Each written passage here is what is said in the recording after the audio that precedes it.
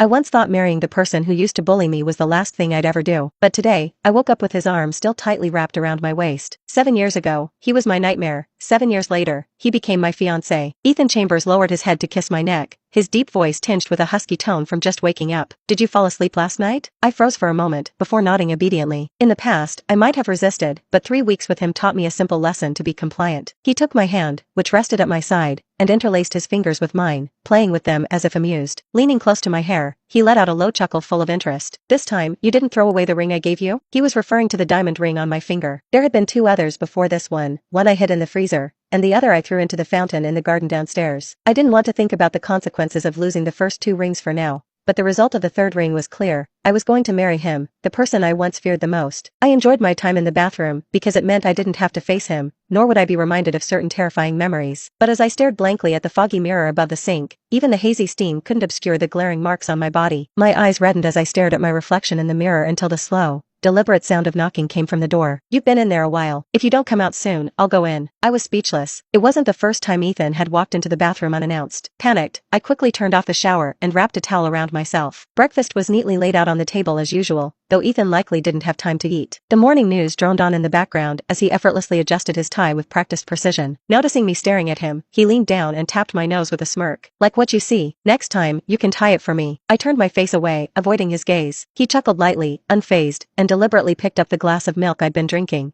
taking a sip right where my lip mark was left. "Be good. Wait for me to come back. Tonight, I'll take you to look at wedding dresses." Ethan left shortly after. I stared blankly at the television for a long while. Then, in a sudden burst of anger, I grabbed the glass he had just drunk from and hurled it at the television. The screen only trembled slightly, but the glass shattered across the floor with a loud crash. The sound started the house staff, who cried out in alarm. I hugged my knees and sat frozen in place, tears streaming down my face as I cried. Ethan was once my worst nightmare. Back in high school, he was the ringleader of the group that bullied me the most. He would stand above me, looking down with disdain, as he tossed all my books from my bag down the stairwell. He orchestrated my isolation, ensuring no one dared to befriend me. With just a word from him, a group of girls dragged me into the bathroom and slapped me across the face. As long as Ethan took the lead in tormenting me, no one dared to step in. After all, he was the son of the CEO of a major corporation. Our school even had an entire building donated by his family. When he mocked me openly, it became a trend in the class to pick on me. I heard that many of the girls had a crush on him, drawn to his looks and the fact that he was their idea of the perfect man. But to me, he was nothing but the demon who left me sleepless, night after night. And this person, 7 years after graduation, suddenly said he wanted to marry me. I still couldn't shake the habit of trembling whenever I saw Ethan, even after sharing the same bed with him for 3 weeks. There was no one to help me. When my mother found out someone of Ethan's status wanted to marry me, she couldn't stop celebrating her good fortune. Ethan seemed to have changed cars again. This time, the backseat was